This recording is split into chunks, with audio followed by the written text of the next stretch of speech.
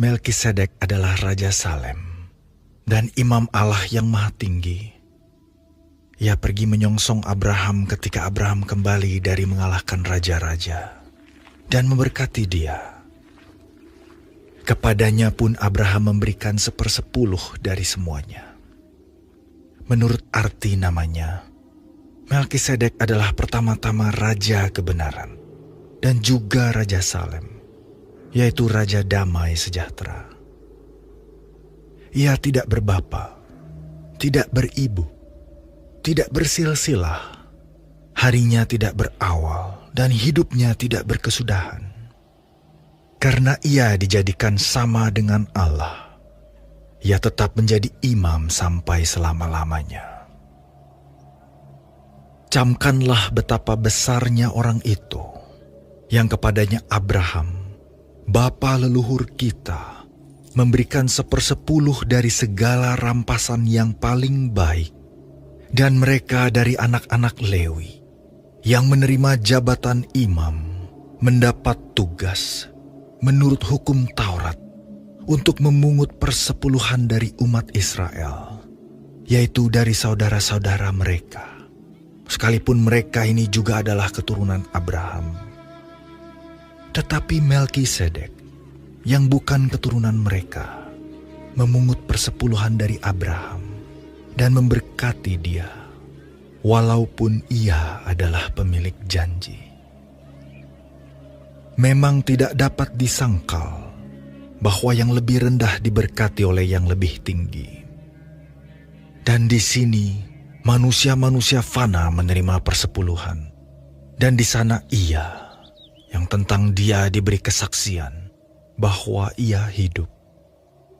Maka dapatlah dikatakan bahwa dengan perantaraan Abraham dipungut juga 1/10 dari Lewi, yang berhak menerima 1/10, sebab ia masih berada dalam tubuh bapa leluhurnya ketika Melkisedek menyongsong bapa leluhurnya itu.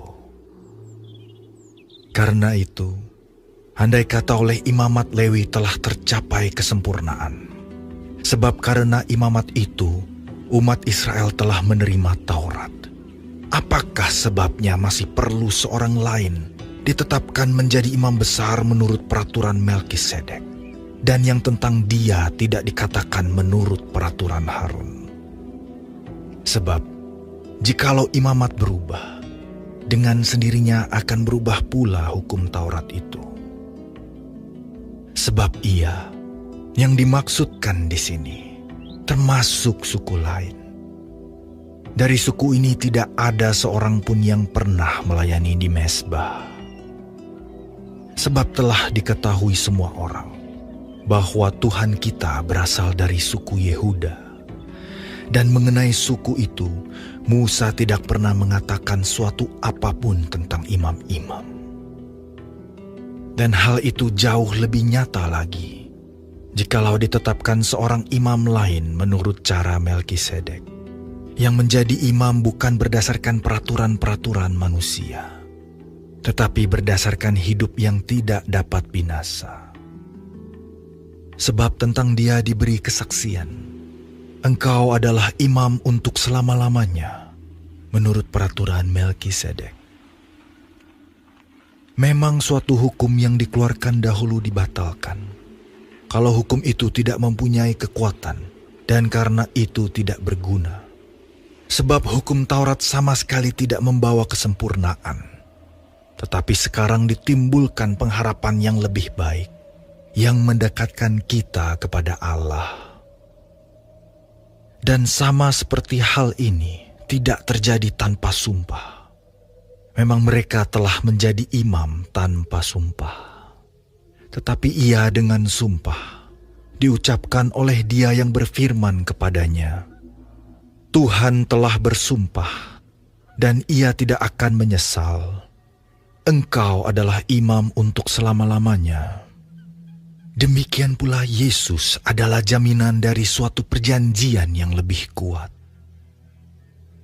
Dan dalam jumlah yang besar, mereka telah menjadi imam, karena mereka dicegah oleh maut untuk tetap menjabat imam. Tetapi Karena ia tetap selama-lamanya, imamatnya tidak dapat beralih kepada orang lain. Karena itu, ia sanggup juga menyelamatkan dengan sempurna semua orang yang oleh Dia datang kepada Allah. Sebab ia hidup senantiasa untuk menjadi pengantara mereka. Sebab imam besar yang demikianlah yang kita perlukan, yaitu yang saleh, tanpa salah, tanpa noda, yang terpisah dari orang-orang berdosa, dan lebih tinggi daripada tingkat-tingkat sorga. Yang tidak seperti imam-imam besar lain, yang setiap hari harus mempersembahkan korban untuk dosanya sendiri, dan sesudah itu barulah untuk dosa umatnya. Sebab hal itu telah dilakukannya satu kali untuk selama-lamanya, ketika ia mempersembahkan dirinya sendiri sebagai korban. Sebab hukum Taurat menetapkan orang-orang yang diliputi kelemahan menjadi imam besar. Tetapi sumpah yang diucapkan kemudian daripada hukum Taurat menetapkan anak yang telah menjadi sempurna sampai selama-lamanya.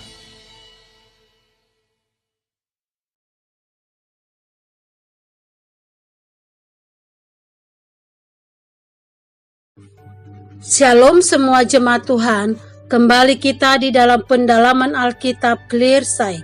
Sekarang kita sudah memasuki kitab Ibrani 7. Tuhan Yesus memberkati. Di dalam pasal ini dikatakan bahwasanya Melkisedek hidup sejaman dengan Abraham, seorang Kanaan yang menjadi Raja Salem dan Imam Allah. Abraham memberikan persepuluhan kepadanya dan diberkati olehnya. Penulis Ibrani ini memandangnya sebagai lambang Yesus Kristus yang juga merupakan imam dan raja.